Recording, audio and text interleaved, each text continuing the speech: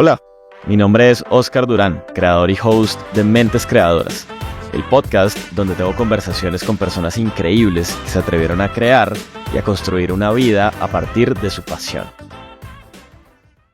Hola, hoy vamos a tener una conversación muy interesante en este episodio que a mi modo de ver me parece urgente para cualquier persona, líder, profesional que esté intentando entender qué significa realmente adoptar inteligencia artificial. Porque realmente el problema ya no es si usamos inteligencia artificial o no. Eso eventualmente ya está pasando. Todos la estamos usando y en las organizaciones también. La pregunta importante yo creo que es otra. Es qué tipo de relación estamos construyendo con la inteligencia artificial dentro de nuestras organizaciones. Y por eso la mente creadora que conocerás hoy es Nelson Gómez. Nelson es profesor, investigador en sistemas complejos y vida artificial, pero además con una amplia experiencia en innovación, liderazgo e inteligencia artificial. Su trabajo parte de una mirada muy distinta.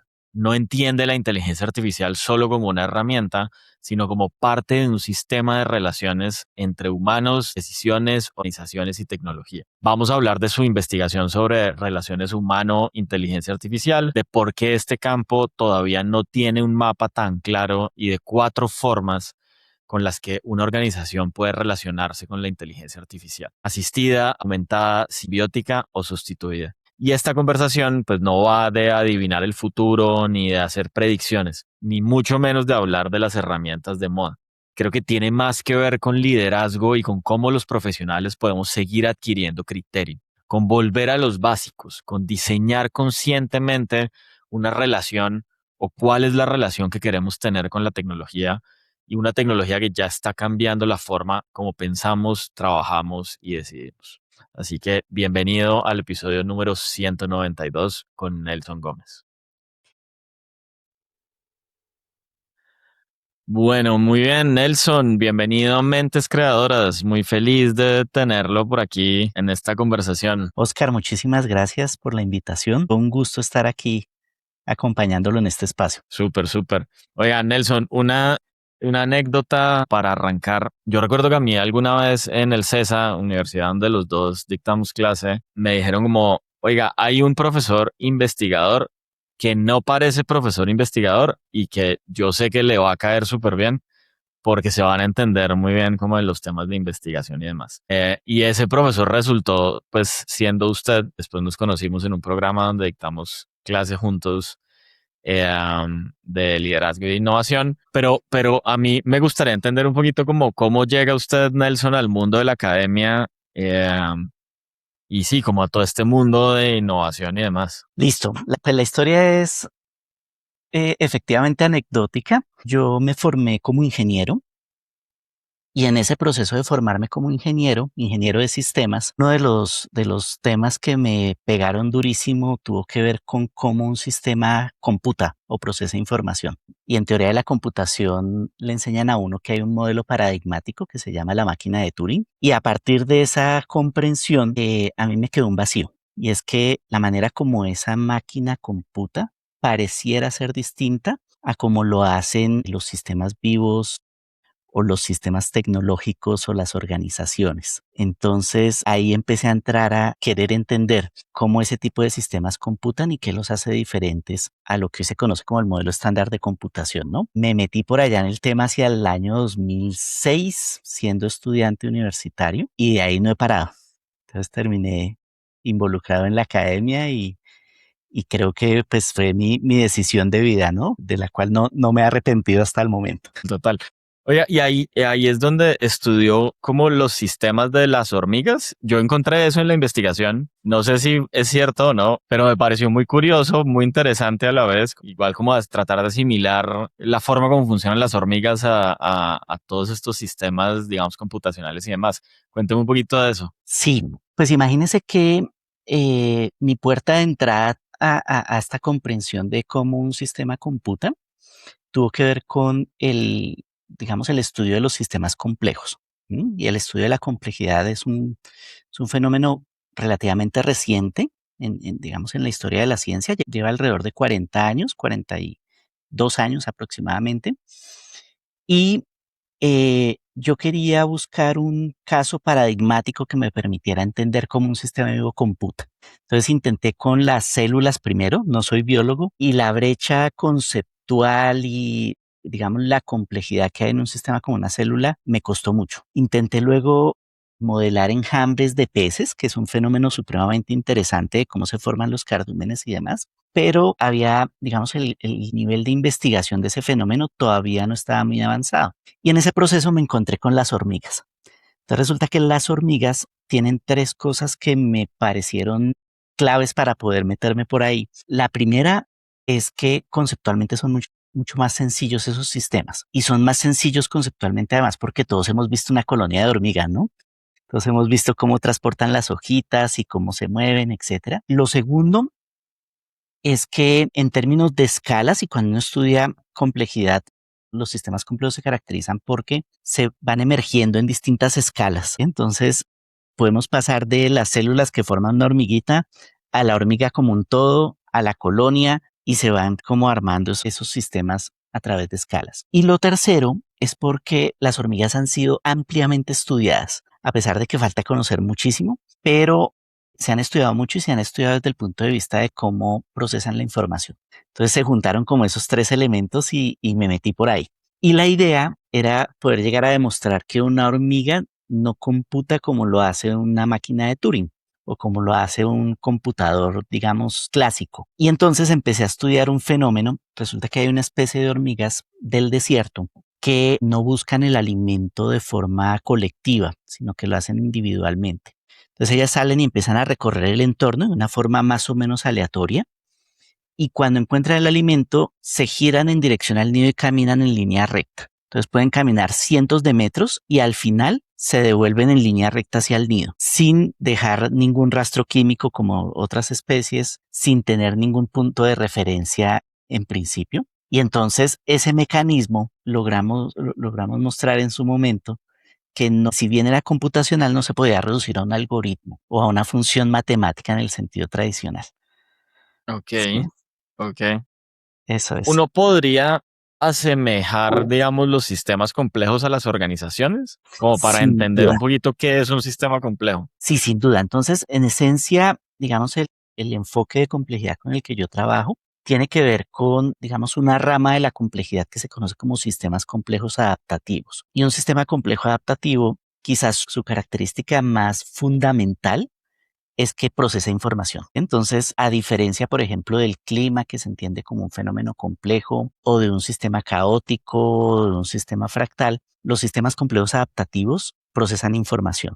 Y análogo a como lo hace un sistema vivo, sucede en las organizaciones. Sistemas formados por muchos actores que interactúan, que generan una serie de comportamientos que no están prediseñados de alguna manera. Un buen ejemplo puede ser la cultura de una organización, ¿no? Si bien desde, digamos, desde la gerencia se motivan ciertos comportamientos y demás, la cultura emerge. Cuando entran actores nuevos, si no se adaptan a esa cultura, el sistema los expulsa, por ejemplo. Entonces, los sistemas biológicos complejos comparten casi todas las características con los sistemas organizacionales o los sistemas económicos y con muchos sistemas tecnológicos. Entonces de ahí surge toda esa Total, rama que se conoce como sistemas sociotécnicos, por ejemplo, ¿no? Y es como nuestros sistemas sociales interactúan cada vez más con la tecnología. totalmente. Ahorita usted decía una palabra que a mí me parece bien interesante, que es la palabra prediseñado.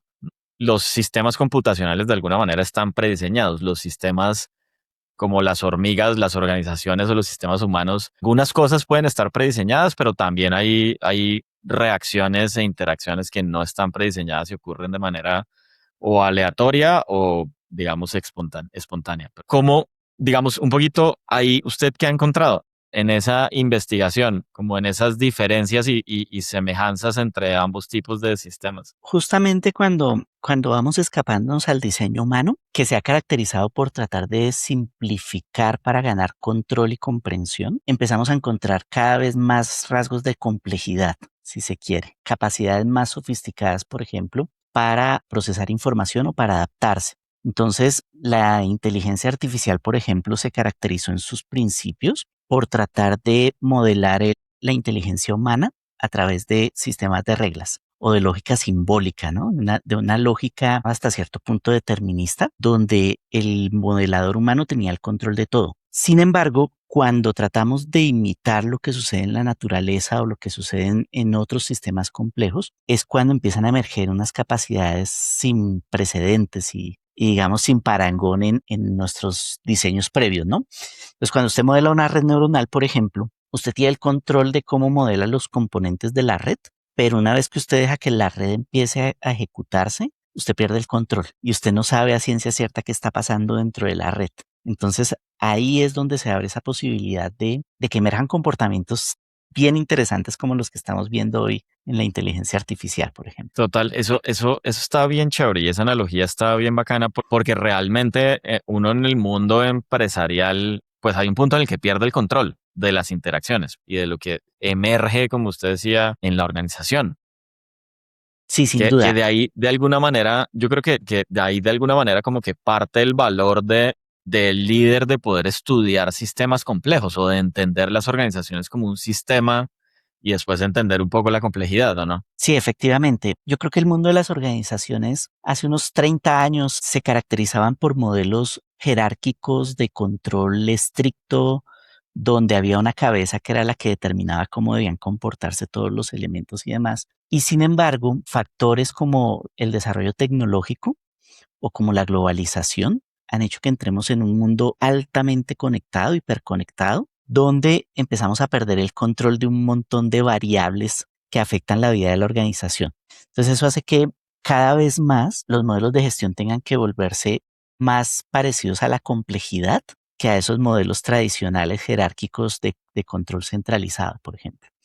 ¿Sí? Entonces, vemos cómo las estructuras organizacionales se hacen cada vez más horizontales, con menos puntos de control o con controles más flexibles. ¿Sí? Dejamos de hablar de un control completo del sistema a entrar a modelar cómo los actores interactúan para poder generar unos comportamientos que en últimas son emergentes, ¿no? Total, total. Oye, eso en el mundo, digamos, o del estudio de otras especies, como usted lo hizo con peces o con hormigas, ¿cómo se da? O sea, ¿cómo es ese intercambio de información? Como para ir llegando un poquito al tema. Lo que, digamos, en mi experiencia, cuando yo empecé a explorar la complejidad, resulta que lo que motivó el estudio de la complejidad, más que el tipo de sistema que se estudiaba, eran las características de un sistema complejo y de los Ujú. fenómenos que podía exhibir.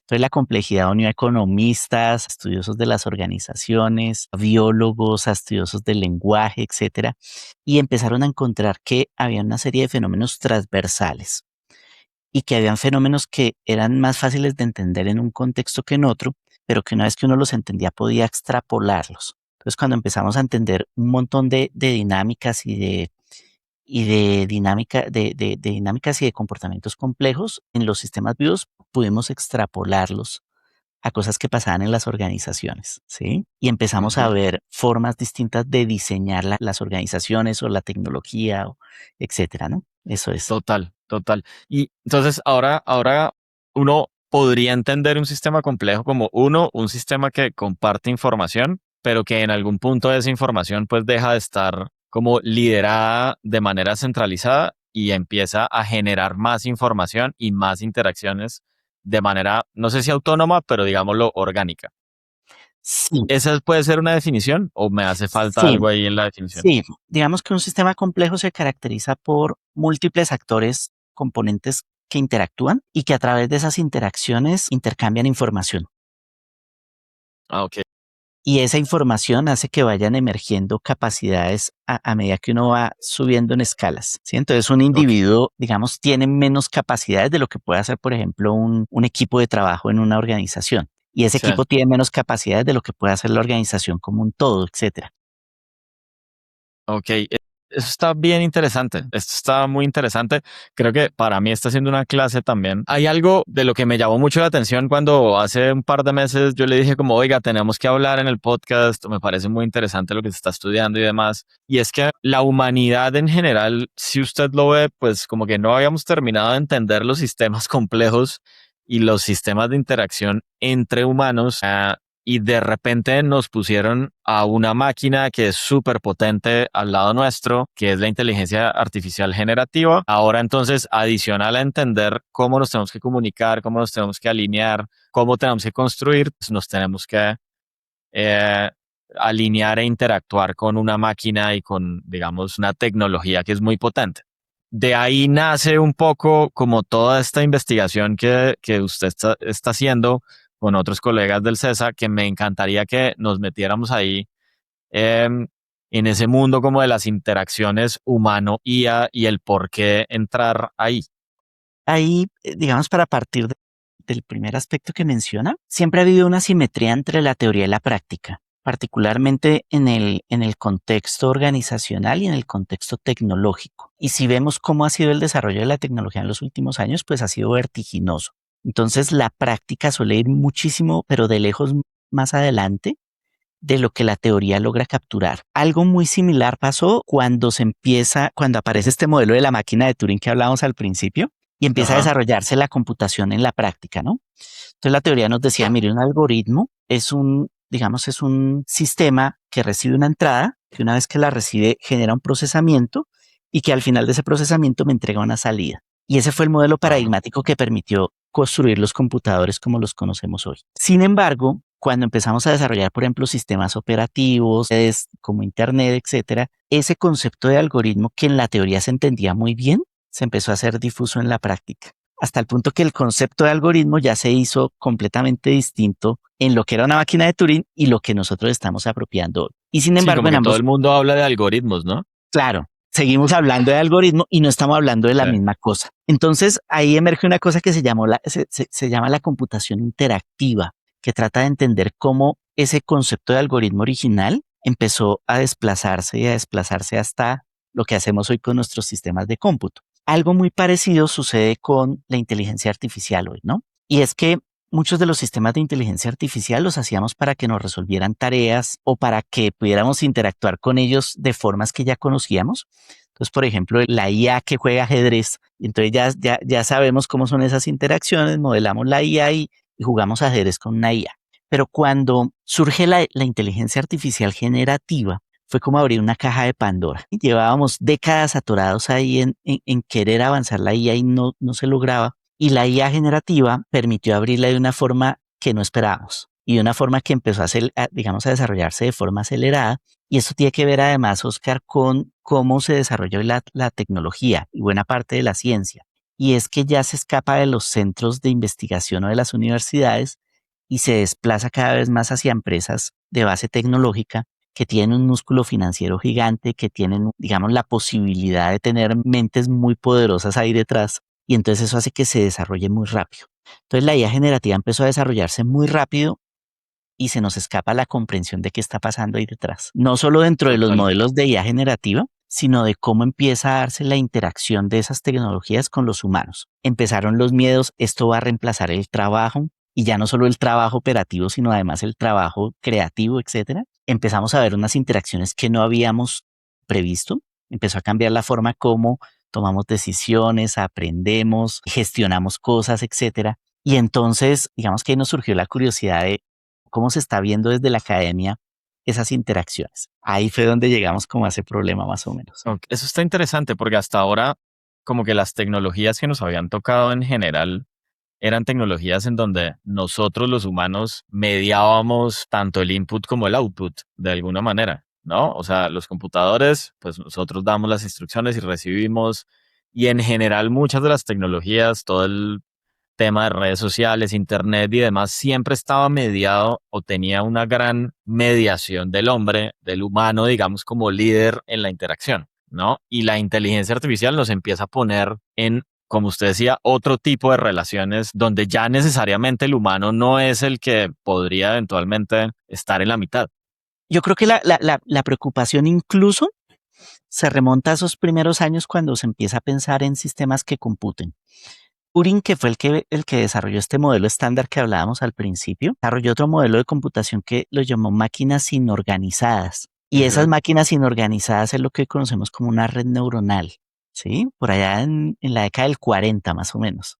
Sin embargo, en ese momento no había ni la tecnología ni los conceptos para desarrollarlas. Y sin embargo, Turing vislumbró que de ahí podía emerger inteligencia y que ahí podía un sistema donde no hay un control central, tiene la capacidad de autoorganizarse y generar esos comportamientos inteligentes que vemos en los humanos o en las hormigas, etcétera. Posteriormente se desarrollan las redes neuronales y pasó lo mismo, no teníamos la capacidad de alimentarlas con suficiente información ni la tecnología para hacer que se desarrollara como esperábamos. ¿Qué fue un factor determinante en este contexto moderno? El Big Data, la posibilidad de tener esas cantidades de datos vastísimas que nos permitían alimentar redes neuronales y una inspiración biológica. Entonces, la semilla de la IA generativa viene por allá atrás de otro campo que se conoció como Deep Learning, que se motivó en cómo percibimos desde nuestro sistema visual objetos y descubrimos que sucede como en capas, ¿no? Entonces en las primeras capas vemos líneas, vemos si están, digamos, vertical, horizontal, etcétera, y vamos integrando esa información luego en formas más complejas y al final la etiquetamos. Entonces ese tipo de conceptualizaciones bioinspiradas, llamémoslas, fueron las que de alguna manera permitieron destrabar desde el punto de vista conceptual lo que hoy conocemos como IA generativa. Eso me parece bien chévere, porque creo que hay varios conceptos importantes. Hay un autor que se llama Max Tegmark, no sé si lo ha escuchado por ahí, que es el autor de un libro que se llama Life 3.0, como Being Human in the Age of AI. Y el tipo arranca un poco su libro tratando de definir qué es inteligencia y dice, mire, llevamos siglos tratando de ponernos de acuerdo en qué es inteligencia. Entonces, desde el propio entendimiento de qué es inteligencia, yo creo que ahí ya tenemos un montón de variaciones similares a las de entender qué es un algoritmo y qué no es, y entender, por ejemplo, que la IA generativa es un tipo de inteligencia artificial, pero no todos los tipos de inteligencia artificial, ni el único, ¿no? Sí, qué interesante eso, sí. Hay discusiones que se remontan al estudio de la complejidad, donde empezamos a cuestionarnos quién era inteligente, si la persona que es capaz de aprender unos algoritmos para jugar al ajedrez o el bebé Ujú. que es capaz de empezar a desenvolverse en su entorno y aprender cómo hacerlo hasta llegar a ser un humano funcional, llamémoslo así, ¿no? Sí. O si la inteligencia está solo en el ámbito humano o está, por ejemplo, en las hormigas cuando son capaces de construir un sendero óptimo entre su nido y su fuente de alimento, algo que a los humanos les cuesta un montón todavía. Entonces, hacia 2008 aparece un libro magnífico que se llama Inteligencia Artificial Bioinspirada y que entonces abre Ujú. ese panorama de la inteligencia artificial no solo debería basarse en esos modelos lógicos formales humanos, sino que podría provenir de las hormigas o de entender, por ejemplo, procesos evolutivos o de entender el desarrollo biológico, cómo sucede, etcétera. Y entonces empezamos a hablar también de una autoorganización guiada, fue el concepto que se utilizó por allá empezando el 2000, más o menos 2005 hasta 2010 empezó ese concepto. Y la autoorganización guiada consistía en cómo yo tomo todos esos principios biológicos, cómo yo tomo esas capacidades de los sistemas vivos y empiezo a pensar cómo construyo sistemas descentralizados que hagan cosas que yo quiero. ¿Mm? ¿Cómo hago que un sistema se autoorganice? Por ejemplo, para Ujú. que se parezca a la evolución o para que se parezca al aprendizaje. Y muchos de esos avances conceptuales principalmente contribuyeron a destrabar lo que hemos venido hablando de la IA generativa, ¿no? Cómo esas redes Sí. neuronales vastísimas, gigantes de múltiples capas, son capaces de empezar a aprender a generar información. Oye, yo ahí tengo una pregunta y es si usted, digamos, desde su experiencia y su profundidad en la investigación, eventualmente considera que lo que estamos viendo hoy es una inteligencia y no como también muchos otros hablan de simplemente unas capacidades de procesamiento pues monstruosas que permiten entregar al final como outputs que hacen sentido, ¿no? Pero que no necesariamente existe inteligencia. Por ejemplo, este autor que le cuento dice que inteligencia pues es la capacidad de lograr objetivos. En ese entendido, uno entendería que la IA, la inteligencia artificial, pues eventualmente ya es capaz de lograr objetivos. Ahora, está en el proceso de definir sus objetivos para lograrlo. Y bueno, ahí hay más discusiones que ahora más adelante, si quiere, le pongo, pero ¿qué piensa usted ahí? Yo creo que a pesar de todo lo que se ha avanzado, la idea de inteligencia sigue siendo vaga y sigue teniendo múltiples matices dependiendo desde dónde se se estudie y se analice. Tiene que ver con lo que hablábamos ahorita. ¿Será que una colonia de hormigas exhibe inteligencia? Hay muchos que dicen que sí. Y entonces, ¿qué tipo Ajá. de inteligencia es? O análogamente, cosas como la conciencia. Y desde mi punto de vista, sí. Digamos que una forma de verlo es que la inteligencia es un fenómeno emergente que yo no puedo reducir a la comprensión de los componentes que forman el sistema. Entonces, una neurona, digamos, si la analizamos, es un sistema funcional relativamente simple que procesa unos impulsos electroquímicos de entrada que generan una salida. Y eso lo entendemos Sí. supremamente bien. Sin embargo, la neurona no piensa, no exhibe inteligencia, no exhibe, por ejemplo, humor o sarcasmo, etcétera.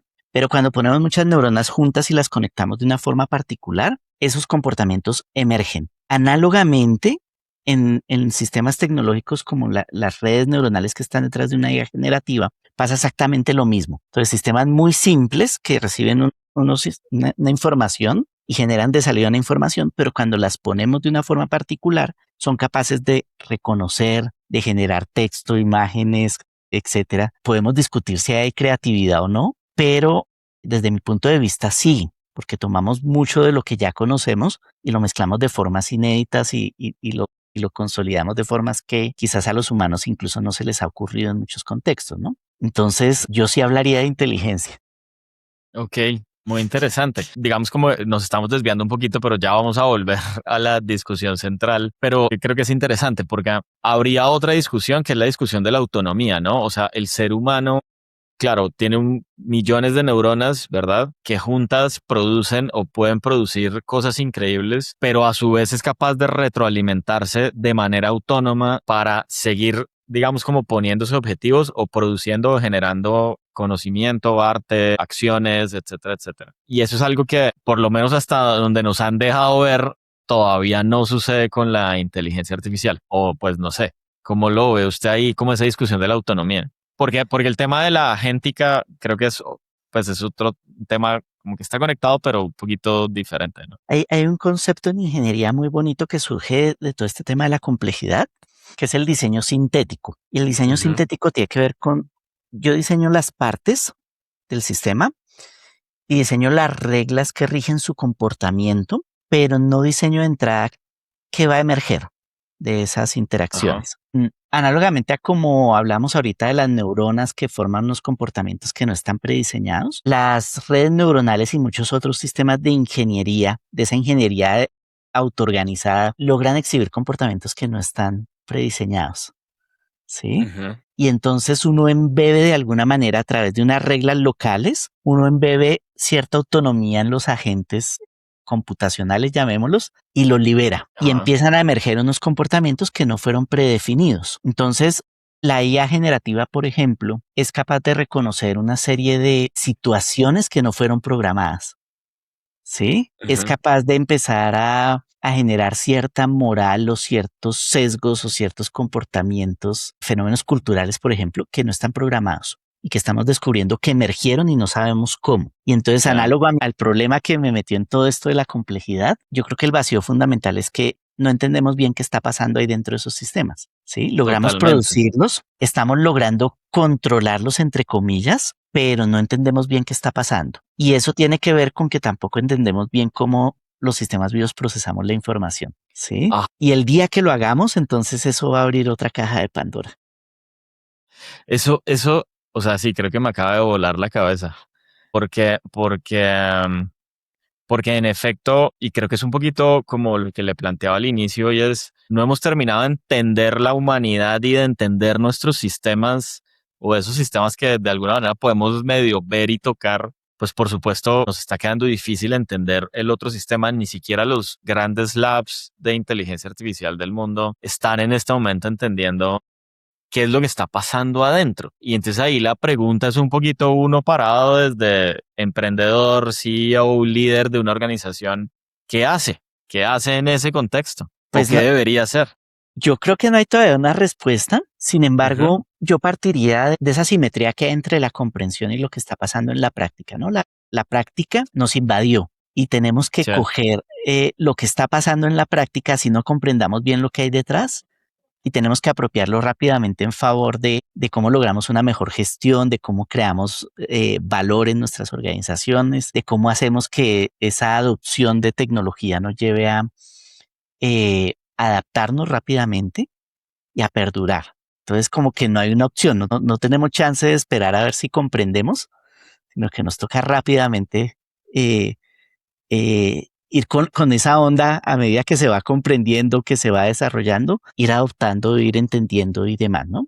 Y creo que eso difiere un poquito de esa idea del FOMO, ¿no? De ese miedo de quedarme por fuera, sino cada vez más la tecnología nos está llevando a un punto donde o la apropiamos o nos quedamos por fuera. Y no es solo ese miedo a hacer lo que los demás están haciendo, sino que vamos tan rápido y la tecnología se va desarrollando con una potencialidad tan grande que si no lo hacemos va a ser difícil luego acercarnos, ¿no?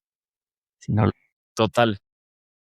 eso es. Total, y ahí ya vamos llegando un poquito como a bueno, a la manera de relacionarnos, pero usted acaba de decir algo que me parece clave y es, hay un poquito de experimentación en lo que un líder o una organización debería estar haciendo en este momento, porque la experimentación de alguna manera le va a dar capacidades de aprendizaje un poquito más rápido, va a cometer errores seguramente. Pero esa experimentación le va a permitir entender de pronto no lo que hay detrás, pero sí lo que puede llegar a lograr, que también en muchas organizaciones no se sabe, como que no se alcanza a divisar. Pero hubo dos conceptos de los que usted habló, que son apropiación y adopción. Yo quisiera entender desde su punto de vista si para usted apropiación y adopción son lo mismo, son sinónimos, se parecen, no se parecen, cuáles son las diferencias si es que existen, y empecemos a meternos en cómo las organizaciones deberían estar viendo hoy la adopción de inteligencia artificial. Yo lo pondría quizás desde el punto de vista de apropiar, tiene que ver con empezar a entender, ¿sí? ¿Qué capacidades tiene? ¿Por qué es importante? ¿En dónde puede funcionar y en dónde no? Y la adopción ya es ese acto de empecemos a hacerlo, ¿sí? De empecemos a implementarlo. Y entonces en esa fase de adopción yo creo que eso que usted menciona es crítico, es fundamental. Y es que ahí es donde conectamos la inteligencia artificial con la innovación, ¿no? Tenemos que experimentar, tenemos que apoyarnos en todas estas metodologías que se han desarrollado en las últimas décadas que nos llevan a pruebe rápido, pruebe barato, mire qué le sirve y avance. Y aquí con la IA generativa y con tendencias más recientes como la IA agéntica, yo creo que ese es el reto, ¿no? Pruebe rápido, entienda, mire qué le sirve, qué no le sirve y adopte, ¿sí? Entonces yo creo que hacia allá deberían ir las cosas, ¿no? Y a mí me parece que los retos, ahorita muchos de los retos de la adopción están en entender en cuáles son las posibilidades que tenemos entre la tecnología y la interacción con el humano, porque empiezan a Ujú. abrirse un montón de matices que antes no teníamos. Está de entrada ese miedo a que la tecnología reemplace al humano, pero empiezan a aparecer una nueva serie de vertientes, como esa idea de que la IA potencie la capacidad del humano, ¿sí? Y Total. entonces de cómo empezamos a interactuar de una forma más cercana con la tecnología. Antes la IA era un tema de expertos donde yo necesitaba una persona formada para que desarrollara y utilizara un sistema de IA. Cualquiera puede hacerlo. Entonces tenemos que Ujú. pensar en cómo se diseña esa interfaz entre el sistema tecnológico y el humano que lo va a operar. Muy Sí, análogo a como en algún momento el iPhone se redujo a un solo botón, ¿no? Entonces, ¿cómo sí, hacemos que sea total. así de simple, por ejemplo? Ahí hay algo muy interesante y es muchas organizaciones, digamos como que usted sabe en el mundo en el que yo me muevo, muchas organizaciones están viendo la adopción desde la tecnología y evidentemente, o sea, yo creo que ahí hay parte de la adopción, o sea, hay que entender cómo usarla y para qué y cuál es la potencialidad de la tecnología, pero no veo a muchas organizaciones como pensando la adopción desde el relacionamiento, que ahí es donde me parece eh, no solamente innovador, sino interesante y profundo lo que ustedes plantean en el paper que escribieron. Es como después de revisar 4090 y pico artículos y, digamos, la frontera del conocimiento de los temas de inteligencia artificial y relacionamiento humano, pues se dieron cuenta que hay unas formas de relacionarse con la inteligencia artificial y que dependiendo de uno cómo identifique cuál es la forma o cuáles son las formas en las que se quiere relacionar, pues habrán seguramente unos mecanismos de adopción y unas estrategias y unas tácticas de despliegue de esa adopción. Sí, de acuerdo. En teoría de la computación hay una tradición ya de varias décadas que Ujú. habla de la interacción humano-máquina y es cómo el humano se relaciona con sistemas tecnológicos en general. Y a nosotros nos surgió la duda, viendo todo esto que está pasando con la IA generativa, de qué tanto se había discutido la relación humano-IA específicamente. Entonces diseñamos unas sentencias de búsqueda para tratar de recuperar literatura y nos dimos cuenta que es un fenómeno que lleva 5 o 6 años aproximadamente y claramente se acentuó con el surgimiento de la IA generativa. Ujú. Entonces empleamos un método, se conoce como análisis de concurrencias, que conceptualmente es muy simple. Toma las palabras claves de cada documento y empieza a ver dónde aparecen juntas palabras claves. Entonces, si hay dos textos donde aparecen las mismas palabras claves, yo empiezo a contar ocurrencias. Y si hay dos términos que aparecen juntos en un mismo documento, yo empiezo a contar relaciones entre esas ocurrencias. Entonces, eso permite crear una red de conceptos que captura de alguna manera la estructura intelectual de un campo.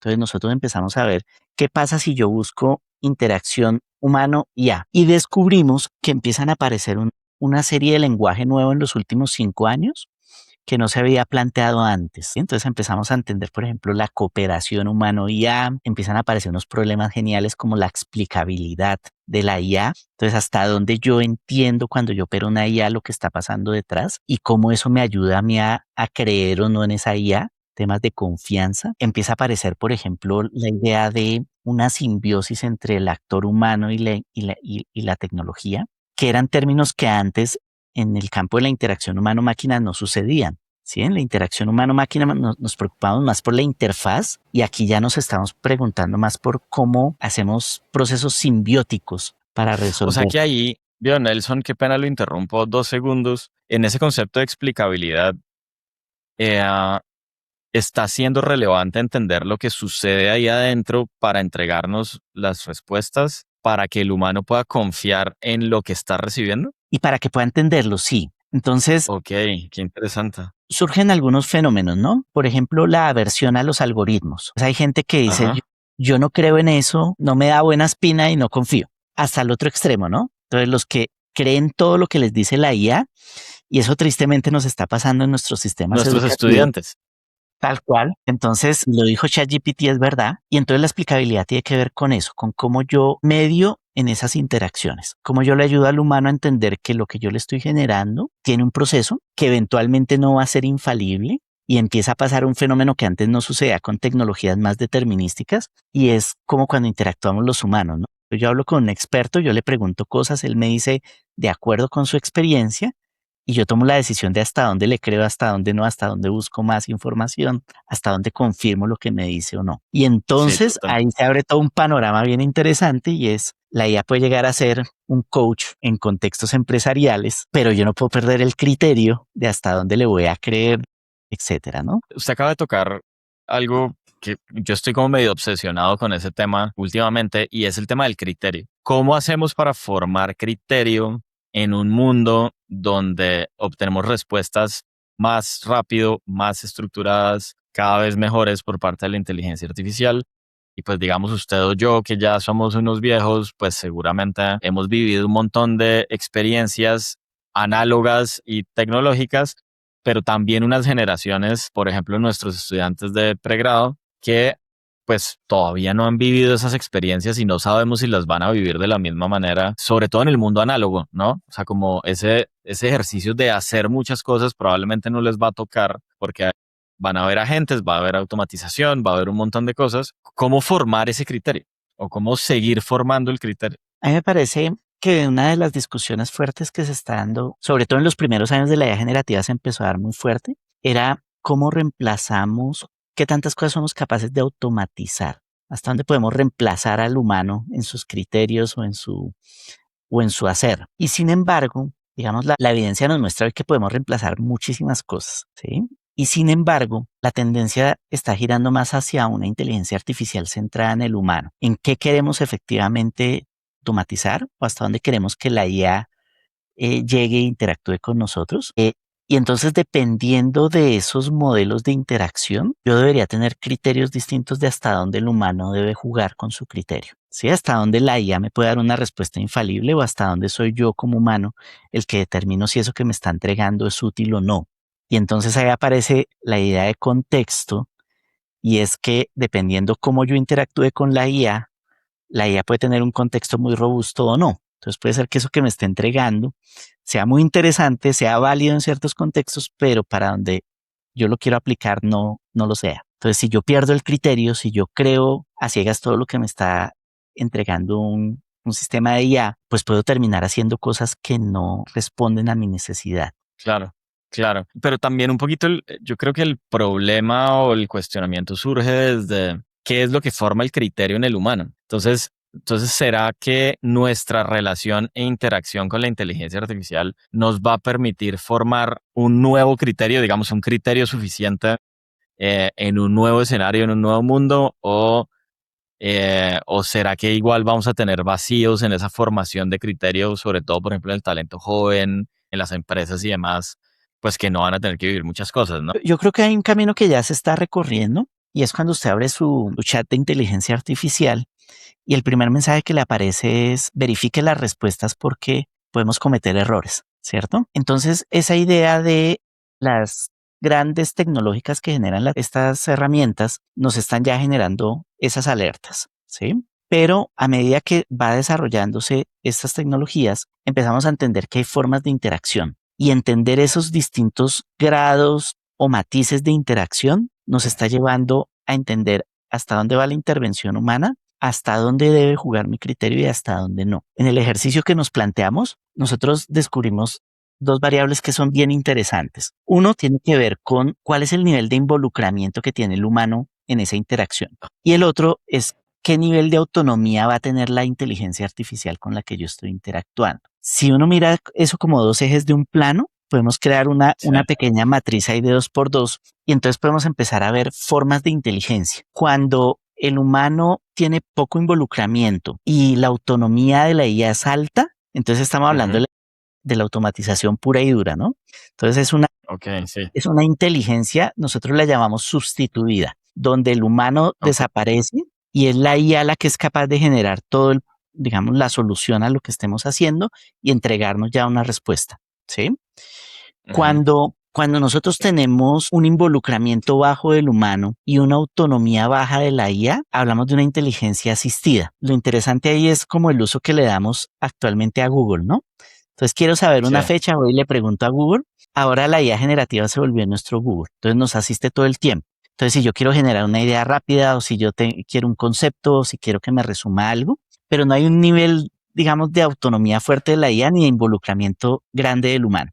Cuando yo tengo una autonomía grande, perdón, una autonomía baja de la IA y un involucramiento grande del humano, hablamos de una inteligencia aumentada.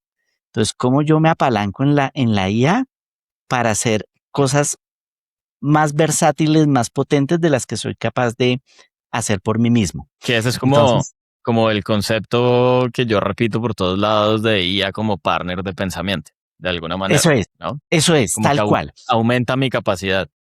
Exactamente. Entonces me ayuda a tomar Ok. mejores decisiones, potencia mi creatividad, me hace mucho más ágil, me quita un montón de cosas que me llevaría tiempo, como leerme un Sí. artículo completo para entender de qué me está hablando, y lo puedo resumir en segundos. Y eso entonces me Ujú. libera pensamiento para hacer otras cosas. Y cuando uno habla de un alto involucramiento humano y de una alta autonomía de la IA, entonces vamos a un cuadrante que es la inteligencia simbiótica. Y es cuando la inteligencia artificial deja de verse como una herramienta y pasa a ser casi que un agente con el que podemos Ajá. interactuar. Entonces hoy ya es muy común ver emprendimientos donde dicen el emprendedor puede tener un grupo de, llamémoslos empleados, que son agentes de IA, que hacen un montón de tareas, ¿cierto? O yo dentro Sí. de una organización puedo interactuar con un agente de IA que va y, por ejemplo, me busca tendencias en las redes, viene y interactúa conmigo, y entonces yo le digo, no, Ujú. mejor métase por aquí, busque por este otro lado, etcétera. Y entonces ya las decisiones van a ser compartidas, ¿sí? La creación de soluciones. Entonces empezamos a hablar de co-creación, por ejemplo. Ok. Y eso eventualmente va a cambiar la forma como modelamos las empresas, las estructuras Total. organizacionales. Total, que ahí vuelvo a un concepto que le planteaba al inicio, o sí, como al inicio de la conversación, y era, a ver, usualmente se ha visto al líder como la persona que es la cabeza encargada de definir las estrategias organizacionales, pero también de definir un poquito las estructuras. En un mundo donde las estructuras estaban básicamente compuestas por actores humanos. Habían máquinas, pero con un nivel de involucramiento humano muy alto, con un input humano muy alto y casi como si yo no oprimo el botón, pues la máquina no funciona, ¿cierto? Pero ahora ese diseño organizacional pues es completamente diferente o va a ser completamente diferente, porque hay cosas que usted solo le va a dar on una vez y después van a seguir andando solitas. Entonces uno con esas 4 inteligencias que ustedes encontraron, un poquito cuál es como el reto del líder actual y cómo las Bueno, puede utilizar. sí, cuando vamos al plano biológico, uno dice que a través de los mecanismos de la evolución emergen procesos autoorganizados. Los sistemas sociales humanos tienen una tendencia natural a autoorganizarse, pero lograr que lo hagan de una forma eficiente para responder a retos, por ejemplo, culturales, tecnológicos, etcétera, podría llevar millones de años incluso. ¿Sí? Y nuestras empresas no Sí, tienen millones de años para que esos mecanismos emerjan. Entonces, desde mi total. punto de vista, el rol del líder tiene que ver con convertirse en ese orquestador. Y ahí tenemos Ujú. mucho que aprenderle. Hay varios términos para hablar de eso a la ingeniería. La ingeniería empezó a hablar hace unos 20 años de ingeniería de la complejidad, o de ingeniería autoorganizada, o de ingeniería emergente. Y más o Sí. menos entonces el rol del ingeniero, o análogamente el rol del líder, es como yo Ujú. diseño esos componentes y sus interacciones en un nivel local para hacer que emerjan unos comportamientos deseados en niveles o en escalas cada vez más colectivas. Sí, Entonces, que empiecen a emerger unos comportamientos a nivel de equipos de trabajo o a nivel de la organización o a nivel de sedes de una organización, etcétera, y cómo todo eso se va a embeber en un sistema más grande, más complejo, que es un mercado, una economía, etcétera. Entonces, deja de ser la sí. persona que determina las reglas de juego completamente claras y predefinidas en todos los niveles y pasa a ser el que orquesta ese nivel local.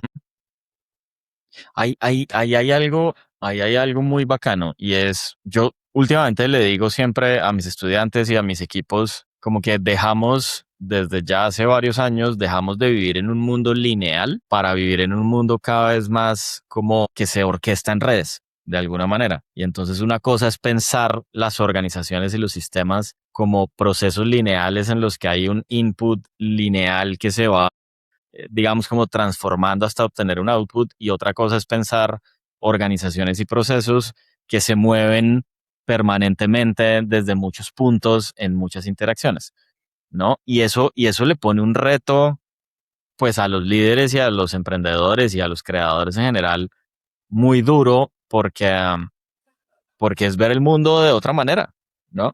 Tal De cual. una manera que a lo mejor ni siquiera nos enseñan.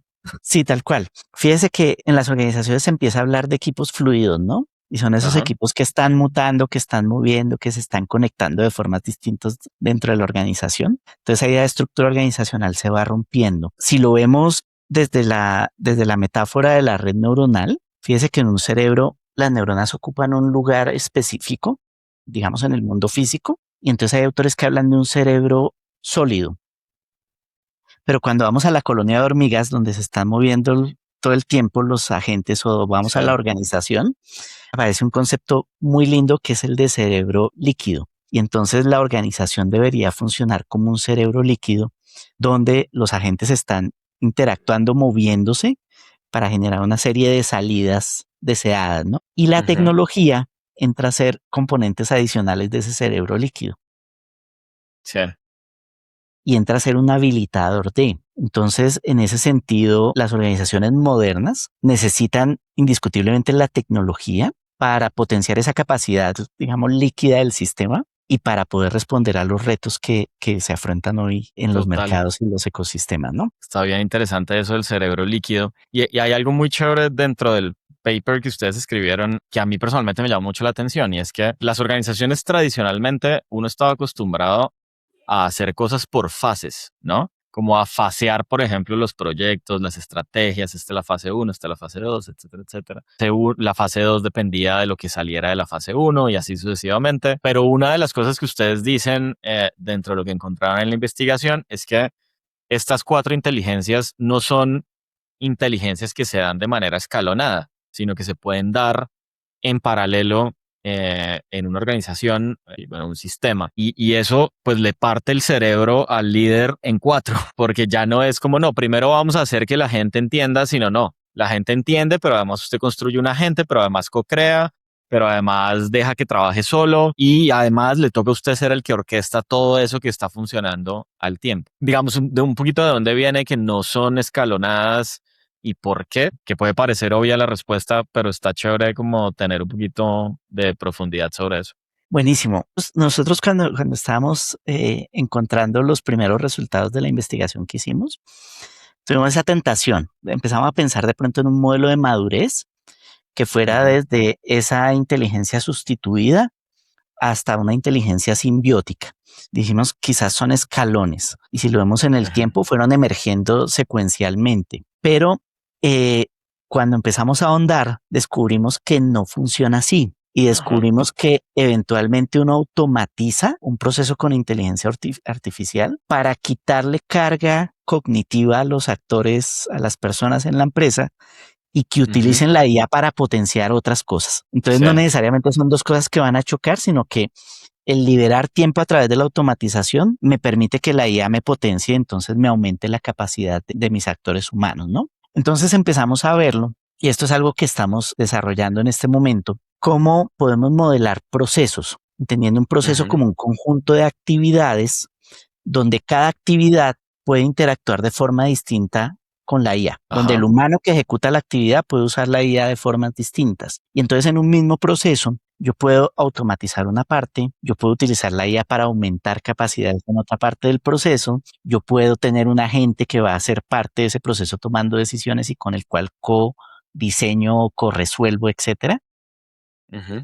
Y entonces todas las formas pueden verse de alguna manera inmersas dentro de un mismo proceso. Si lo vemos ya en la escala de una organización que tiene múltiples procesos que interactúan entre sí mismos, pues es una red de interacciones entre humanos, tecnologías y formas de esas inteligencias que hemos mencionado, ¿no? Entonces, Sí. si se quiere, y es la forma como estamos tratando de modelarlo, uno puede empezar a hablar de arquetipos de interacción. Y entonces, si uno va y mira, por ejemplo, procesos operativos, uno puede ver los procesos operativos como si fuera un ecualizador, como cuando uno ecualiza la música, ¿no? Y entonces Sí. uno dice, en los procesos operativos quizás uno puede tener más alto el ecualizador en la automatización, porque son procesos que se dejan automatizar muy bien. Pero si yo voy a un arquetipo de procesos más creativos, entonces yo quizás quiero subir la inteligencia aumentada, la inteligencia Ujú. simbiótica, que me van a potenciar esa creatividad, ¿sí? Entonces, yo lo veo algo muy similar a como cuando uno compra un equipo de sonido y entonces vienen unos presets de configuración de esa ecualización, ¿no? Entonces, la Sí, ecualización total. para escuchar rock, la ecualización para escuchar pop, y entonces análogamente uno podría tener unas ecualizaciones de base para ecualizar procesos operativos, procesos legales o financieros, procesos creativos, etcétera. Totalmente. Y entender también que es parte de lo que emergía del paper, entender también un poquito cuáles son las inteligencias que tengo que gestionar dónde y con quiénes, porque puede que, por ejemplo, no sé, en operaciones no necesite co-crear cosas, pero sí necesite eh, darle más autonomía a los agentes, lo que sea, que eso está bien interesante. Bueno, pues Nelson, le va a robar 10 minutos más. Ojalá los pueda tener ya para ir cerrando. Creo que ha sido una gran conversación, de verdad. Como le decía, a los 20 minutos yo ya sentía que esto era como una clase de management moderno, porque yo creo que un poquito, siempre les digo como a las personas con las que trabajo y a los clientes que este es un mundo que cada vez es más técnico, pero no técnico de que usted tenga que ser programador, sino que usted tiene que entender qué es lo que está sucediendo y lo que está sucediendo es en su gran mayoría más técnicos que se relacionan con el humano y de ahí como la importancia de eso que ustedes están estudiando, ¿no? Sin duda, yo pienso mucho que gestionar organizaciones o ser administrador es quizás una de las áreas más difíciles y más complejas de formación que alguien podría elegir. Ujú. No solo porque estamos jugando con el destino del mundo, en cierto modo, que son las organizaciones las que mueven esos hilos del mundo, sino además porque necesitamos una comprensión de muchos fenómenos para poder tomar decisiones acertadas, ¿no? De cómo Sí. nuestra organización interactúa con la naturaleza, de cómo gestionamos a nuestros colaboradores adentro, de cómo interactuamos con la tecnología, de cómo orquestamos todo eso para generar resultados y que al final eso nos permita hacer una organización exitosa, etcétera, ¿no? Entonces, efectivamente Eso, es todo un sí. reto. Punto que usted acaba de tocar, a mí me encanta, nos podría dar para otro podcast, porque hay por ahí unos genios que salen en redes sociales a decir que la gente, el peor error que podría cometer es estudiar administración. Y yo siempre me pregunto si uno, los que dicen eso están siendo conscientes de la irresponsabilidad que están diciendo, pero dos, en la realidad lo que necesitamos son administradores y lo que necesitamos son orquestadores con la suficiente capacidad de ir profundo, de ir superficial, amplitud, profundidad para poder gestionar esta complejidad de un mundo pues que está siendo muy distinto al que nos tocó. Nelson, antes de irnos, le voy a hacer un par de preguntas así como de respuesta rápida. Y es, si usted tuviera que eliminar una palabra como del vocabulario, ¿cuál eliminaría? Algoritmos. Yo creo que tenemos que dejar de pensar Ajá, en algoritmos, definitivamente. ok. ¿Y por qué? Porque lo que está pasando en el mundo tecnológico es mucho más rico, es mucho más Ajá, amplio. Y ese marco conceptual que nos brindaron los algoritmos fue muy potente en su momento, pero hoy por un lado nos limitan y por otro lado nos están llevando a malentendidos. sí, Entonces, a pensar, por ejemplo, que hoy todo lo que está pasando con la tecnología se puede reducir a una máquina de Turing que hablábamos al principio, es un error gravísimo. total, bien, súper. Ahora, si un líder escucha este episodio y dice, bueno, listo, me quedó clarísimo, estoy completamente de acuerdo, hay que gestionar las relaciones, mi rol es ser un orquestador, pero ¿por dónde empiezo? ¿Qué le decimos? Yo creo que a veces entramos en ese afán de implementar, ¿no? Adoptar ya. Entonces Ajá, coja los procesos tal como están y mire a dónde le puede poner la IA. Y yo creo que el punto de partida es detenerse un momento a entender qué papel está jugando la inteligencia artificial y a entender cómo esa inteligencia artificial puede generar valor en lo que yo hago, ¿sí? ujú, Porque a veces por el afán de implementar, de ahorrar costos a través de la IA, estamos destruyendo el valor, ¿sí? total, Pues a veces nuestro valor está en la relación con el cliente y vamos, implementamos un chatbot que rompe todo el relacionamiento con el cliente, ¿sí? Y funciona muy sí, bien el chatbot, pero no me permite capturar ese valor al que debería orientarse mi organización. Entonces yo empezaría por ahí, por hacer esa pausa.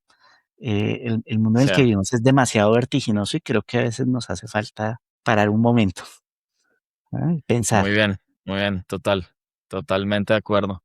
Bueno, pues Nelson, ha sido una gran conversación de nuevo. De verdad, muchas gracias por el tiempo y por la apertura, porque creo que como nos gusta decir aquí en Mentes Creadoras, uno, es muy importante volver a los básicos y parte de volver a los básicos es entender a profundidad las cosas, el mundo en el que estamos viviendo y las situaciones a las que nos estamos enfrentando. Así que, pues muchas gracias. No, muchas gracias a usted, Oscar, por la invitación, por el espacio. Súper. Un abrazo y bueno, pues nos estamos viendo por ahí en el César. Claro que sí, Oscar. Un abrazo. Dale, chao, chao. Y hasta aquí llegamos por hoy. Gracias por escucharnos. Recuerda suscribirte en Spotify o tu player preferido para no perderte ningún episodio y compartir este contenido con alguien que necesite un poco de inspiración. Nos escuchamos en el siguiente episodio. Chao, chao.